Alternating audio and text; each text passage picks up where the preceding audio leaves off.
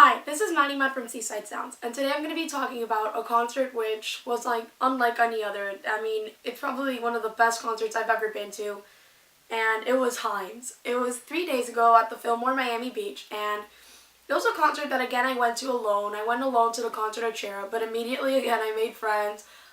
Lots of people from here around Florida. I got there really early. I got there at 3 in the afternoon. Doors opened at 7. That's actually not very early compared to other girls that were there around 12 or 11, but early enough for me to have gotten a front row at the concert. So I thought that was pretty awesome. The concert actually didn't sell out like a lot of other Haim concerts have, but still, it was just a great experience, and I'm really happy that I got there early enough to make all those great friends and get there at the front row. Doors opened at 7, and immediately it was a pretty bad stampede. People were just rushing and trying to get all the way to the front. And I honestly didn't think I would get to the front because we had to wait at a little stop where I thought maybe I wouldn't get there, maybe I wouldn't get in a good spot considering all the people that were ahead of me. But somehow I guess people went to the back and I luckily got to the second row. And as the concert went on, me and my friends scooted ourselves to the first one.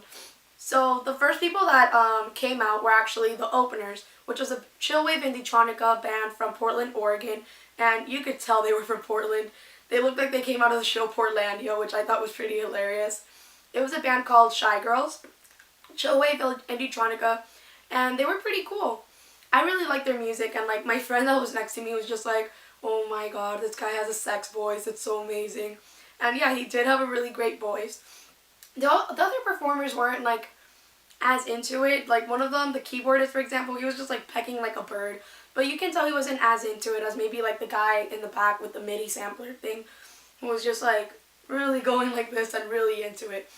And I thought he was entertaining to watch, but I feel when the whole band is into it, that's what really gets the crowd moving. So I don't know, maybe they could work on that, I guess. I mean, do your thing, obviously. You guys are doing great. I mean, you're opening for Haim.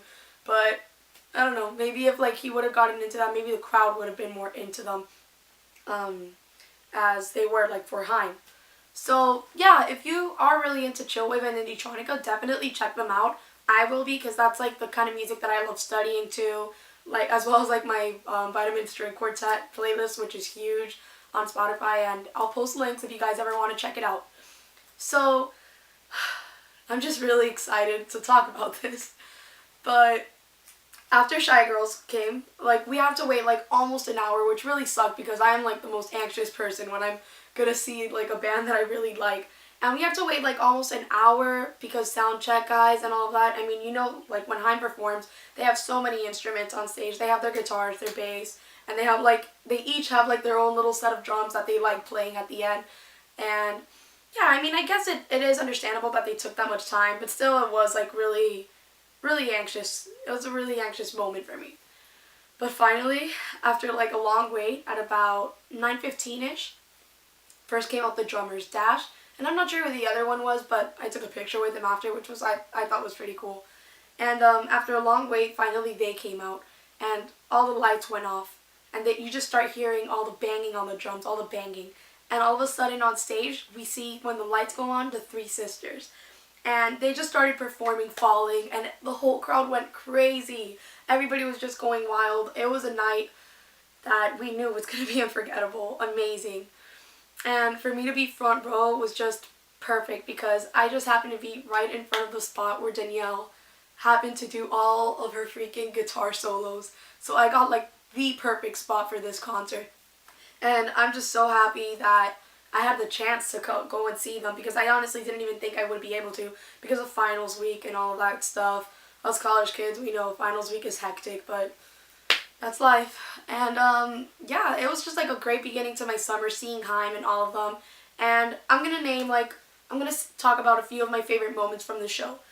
One of the first moments that I thought was really enjoyable about the show was Esty. Esty is just really sociable, I guess you could say. She's always talking to the crowd and all of that, doing her crazy bass faces but I love it. And she even went out to the crowd, and that part was freaking amazing, with her bass, and everybody was reaching for her. I wasn't too close to her for that part, but when she went back, she started singing Miami by Will Smith because she was talking about like how in the year 2000, her and her family came here. That was like I think the last time they came to Miami, and she like was 13 and had braces, and Alana had the flu, which like Alana started going like this too because she was embarrassed, which was adorable. But she started rapping Miami by Will Smith, and the whole crowd was going with it. It was freaking amazing. And then they went into a song. I'm not sure which song they went into. I probably have it on video. But yeah. Another great part was when she was talking about introducing My Song 5. She just told everybody, and she even got like the sound guy, I think his name was CJ or TJ, to come out and talk about booties.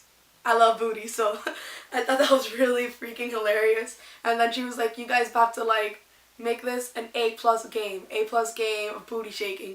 And then by the end of My Song 5, which I think is like the coolest song in the album, it really freaking is. And even the story behind it, like that you could hear on Spotify, it's just freaking amazing.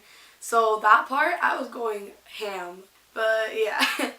I really liked that part, and I thought it was really fun, and it really got the crowd grooving. And then after that song, I feel like this was probably maybe my favorite part of the show, just because of how sweet and sincere and tender this moment was, like between the three sisters. That Danielle, she almost said this like with her voice cracking and crying, that this was her favorite song from the album, and that she hopes that we could like calm down and really sing along to it. But like, and I feel like the crowd really did calm down for this, and it was Running If You Call My Name, which is such a beautiful song, I feel. And I thought that part was just really adorable, that she was crying, because at that moment I looked at all the sisters and the love that they look at each other with. And the fact that like these three sisters are so gifted, musically talented, and so beautiful all together up there on stage as a family, I thought it was unforgettable. It's something that I bet a lot of people wish they could have, you know? So for them to be able to share their gifts with the world, their talent, their raw, beautiful talent is just so amazing. And overall, the concert was just unforgettable for me. I never thought that I would have the chance to see a band like this, or to experience something like this, or like Esty said, it was like a house party like she used to have back home. So if you guys could ever see Haim, I really do recommend it, because they're like such an amazing band, and they're most likely going to make even way better albums. I mean, this album was already pimp as hell, but they're probably going to make even more amazing albums. So for sure, if they ever come back to Miami, I will definitely be there front row again.